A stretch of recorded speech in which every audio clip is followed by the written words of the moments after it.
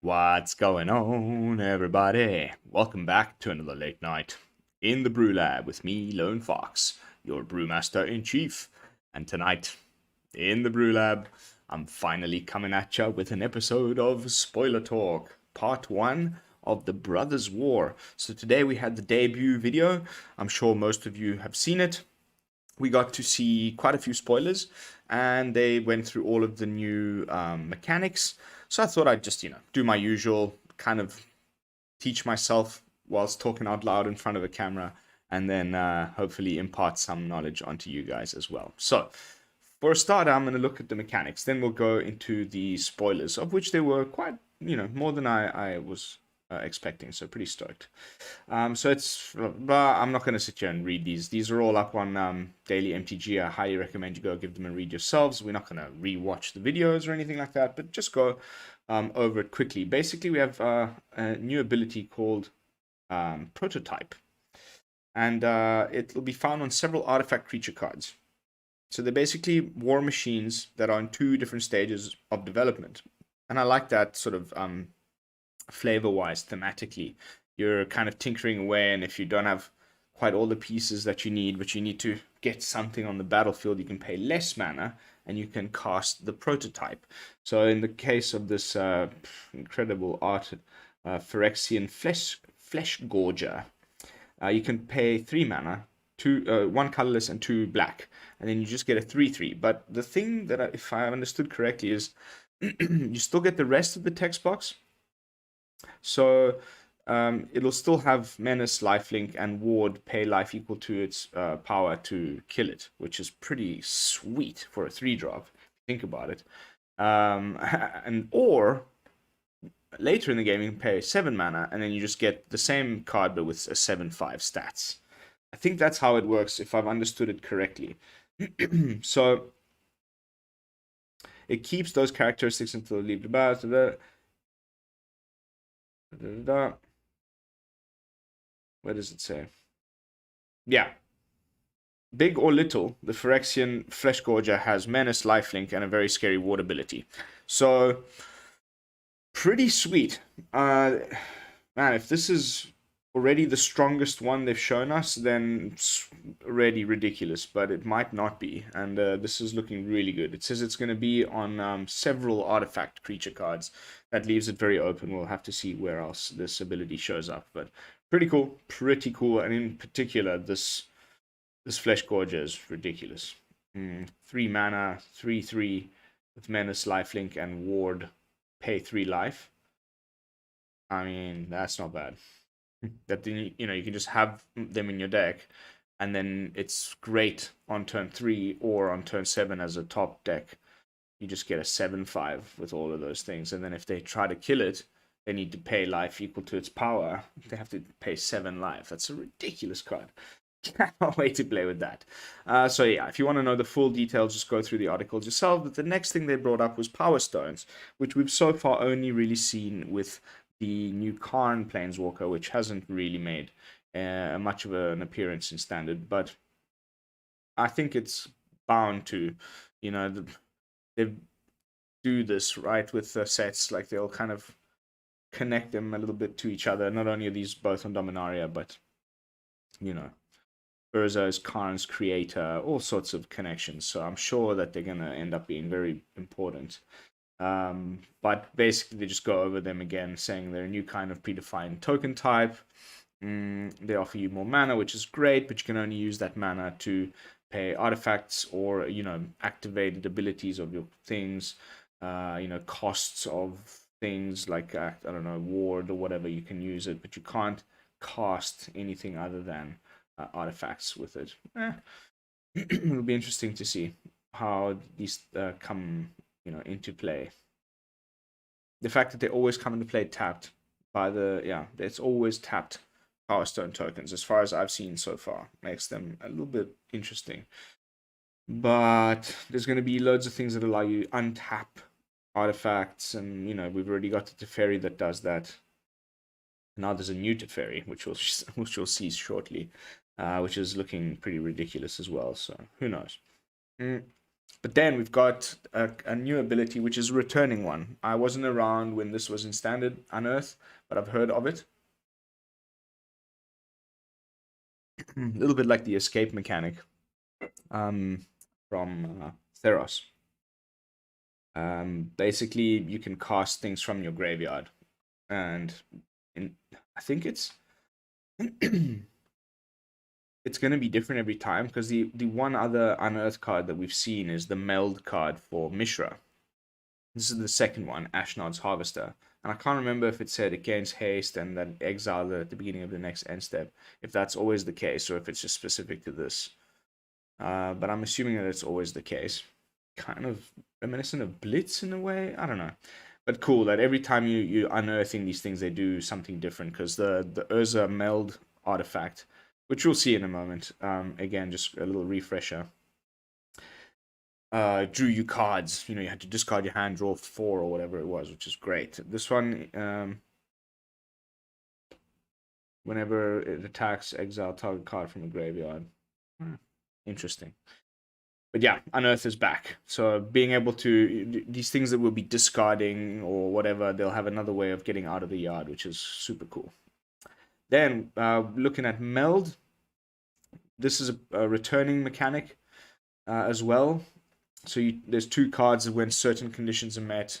If you had to be playing this on paper, you actually flip them over, and the 2 small cards make one bigger card, and you play it, on its side. And you get Urza's Planeswalker in this case, and we've already done an episode of Spoiler Talk about this, but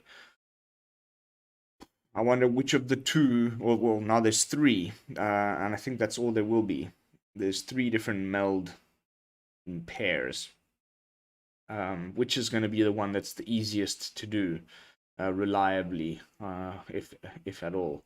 But if by the looks of it, if you do ever manage to, they're just so OP, they should just win you the game. Urza's Planeswalker is no exception.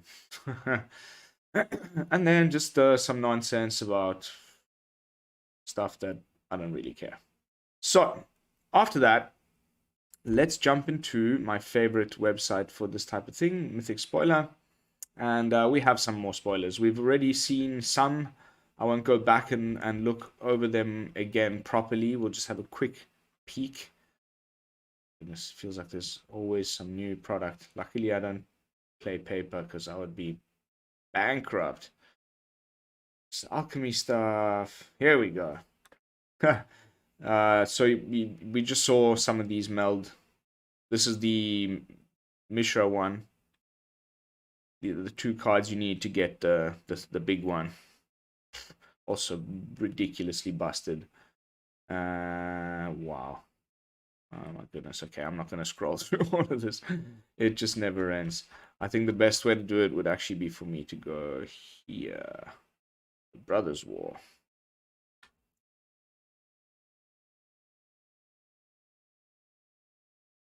There we go. So, I won't go over everything, like I said. I'll just go over the new stuff.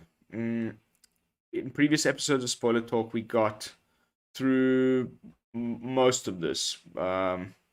We just saw Ashnod Harvester earlier. The Scrapwork cohort is also new. It's 4 mana, artifact creature soldier.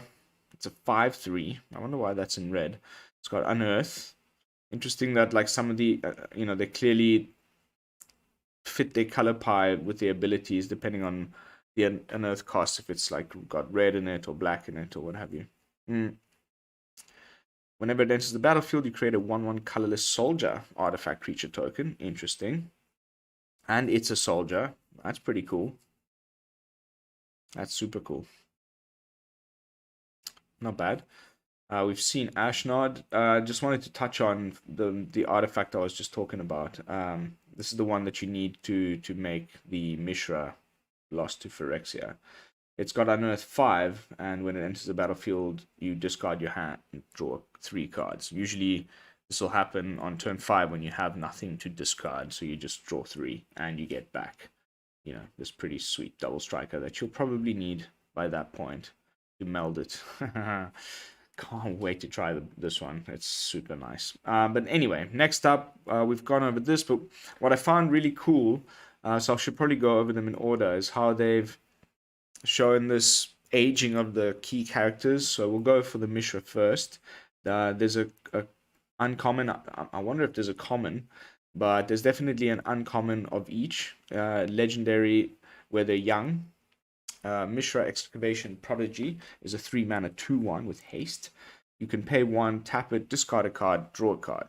And then whenever you discarded 1 or more artifact cards, you add 2 red mana to your mana pool, and this ability only triggers once each turn. So as you can see, this with anything that has this unearth, that's an artifact, you discard it, draw a card, you get 2 mana back, and then you can use that mana to unearth it and whatever. I can already see where they're going with this.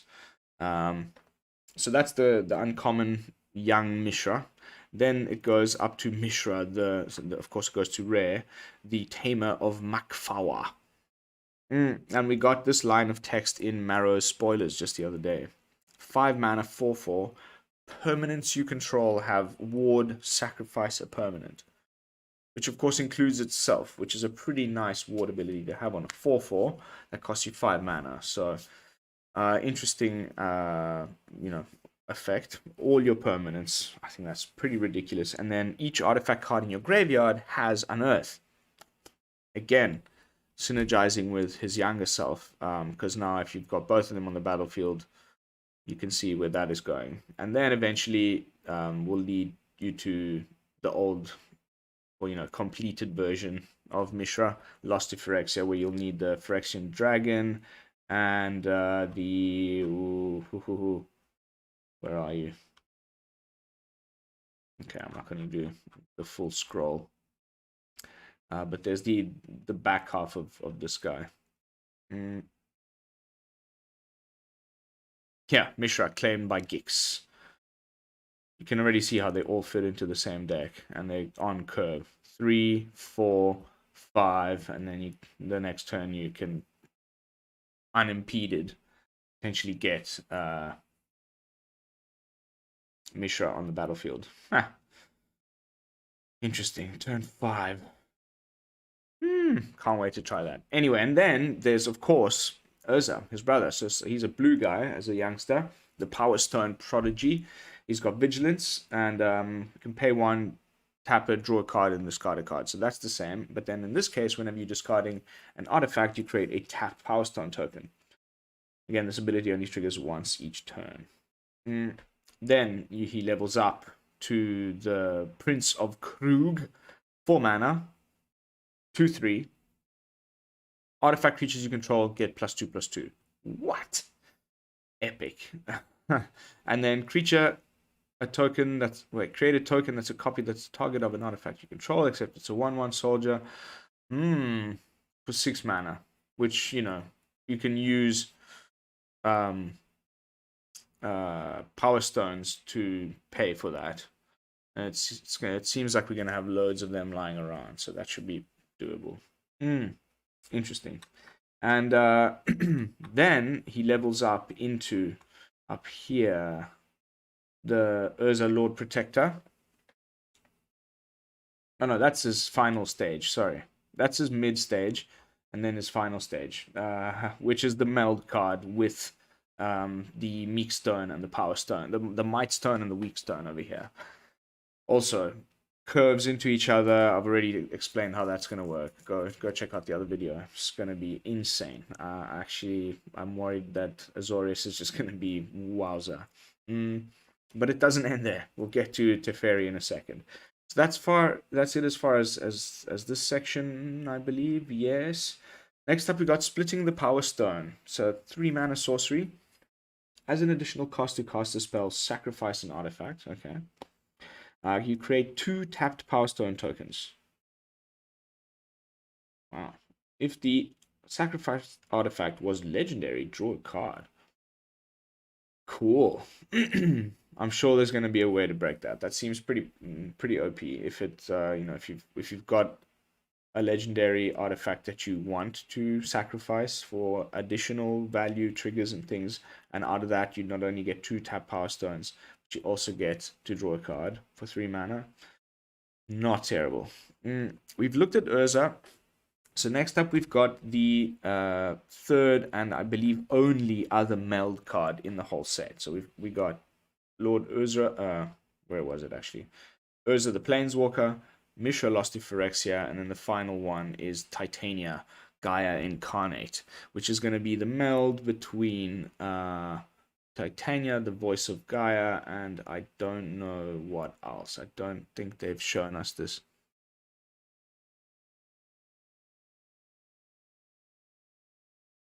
Titania, voice of the Gaia, and a land named Argoth. Oh, we need to see this land. I think it was actually spoiled. Argoth, here it is. Okay, so we've got them both to look at. So Gaia, 3 mana, 1 and 2 green for a 3/4 with reach. Whenever one or more land cards are put, it's the first time I'm reading this, are put into your graveyard from anywhere. Okay, you gain 2 life. At the beginning of your upkeep, if there are 4 or more land cards in your graveyard, and you both own and control, okay, so this could happen on turn 4, potentially. 4 or more lands, so you play your land on turn 4, and one of them is Titania, Voice of Gaia, and the land named Arkoth, and exile them and meld them into Titania, Gaia's Incarnate. Okay, so you could do this on turn 4. Pretty doable. So far seems to be the easiest one. And Titania, Gaia Incarnate is a star, vigilance, reach, trample, haste. That's power and toughness are each equal to the number of lands you control. Sweet.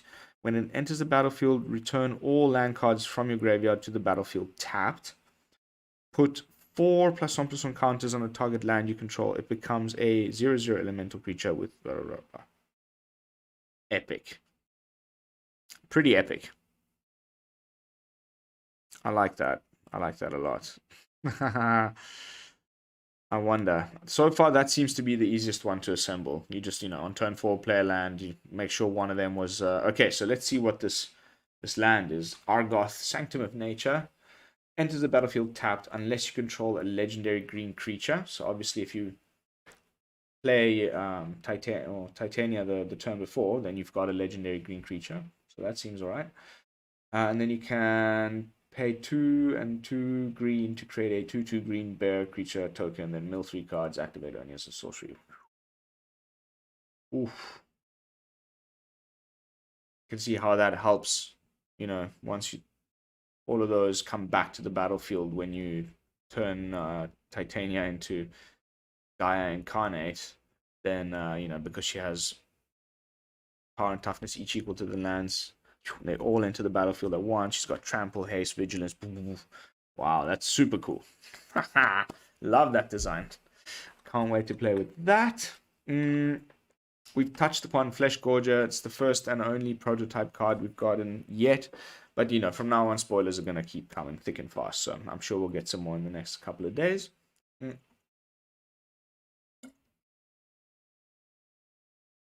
As if Mono Black needed more good cards.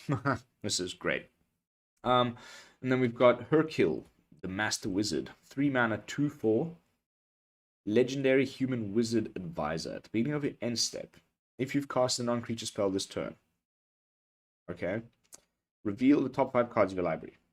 For each card type among non-creature spells you've cast this turn, okay, you may put a card of that type from among the revealed cards into your hand. Okay, so non-creature, so that's already one type gone. So it'll probably be maybe an artifact and an instant, or an instant and a sorcery. If you get 2 spells off, then at your end step, you get to look at the 5 cards at the top of your library and put a instant and an artifact, or an instant and a sorcery into your hand. That's actually pretty bonkers. That's actually really not that bad.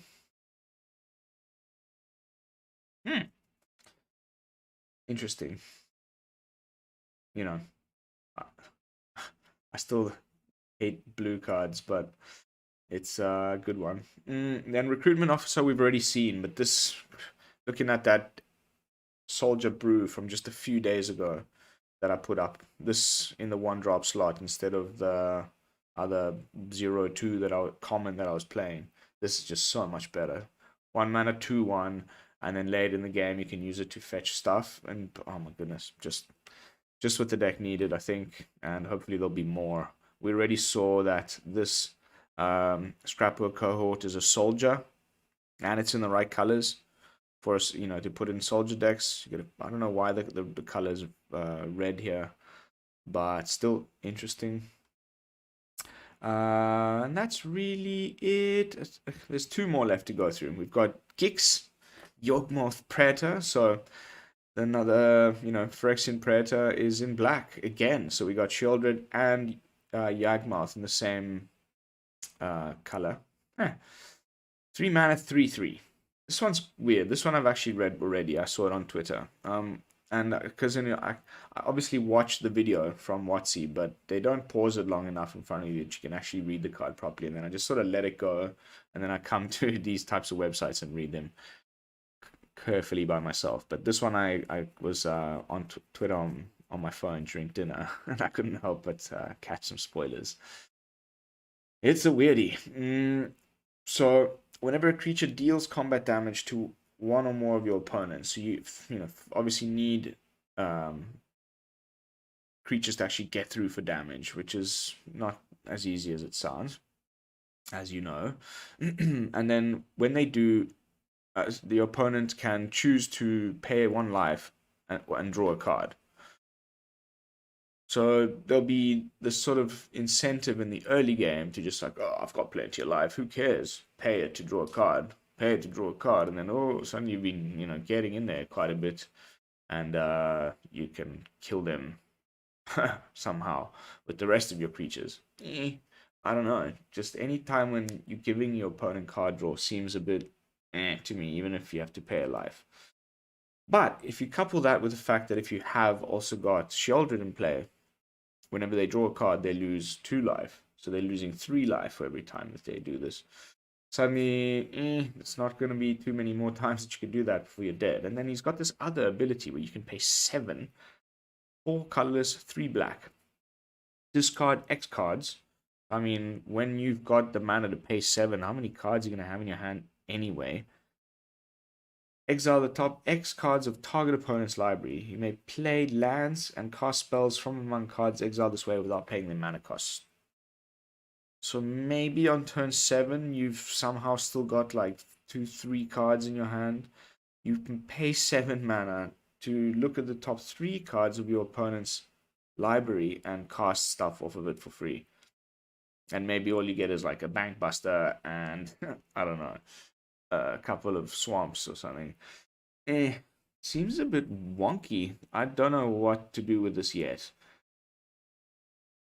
But yeah, I've been wrong about more things, so maybe this is actually super busted. Let me know in the comments what you think. And next up, we got Teferi, the Temporal Pilgrim. The last spoiler from today.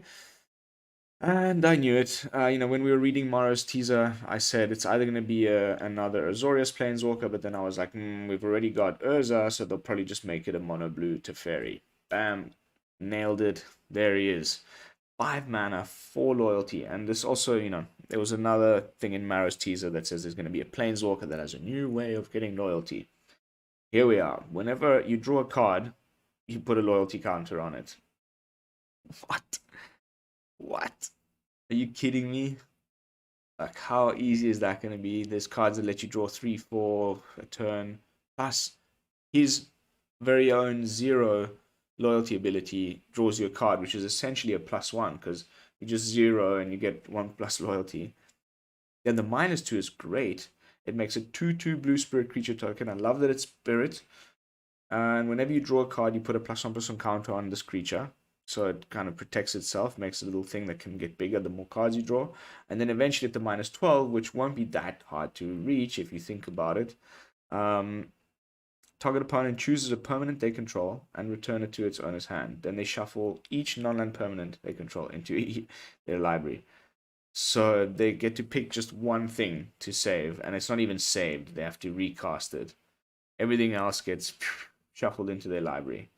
It's like a blue board wipe. Holy cannoli. I can tell this is going to be good. And, you know, even just connive, you know, all this drawing. You'll be able to ultimate this pretty quickly. Anyway.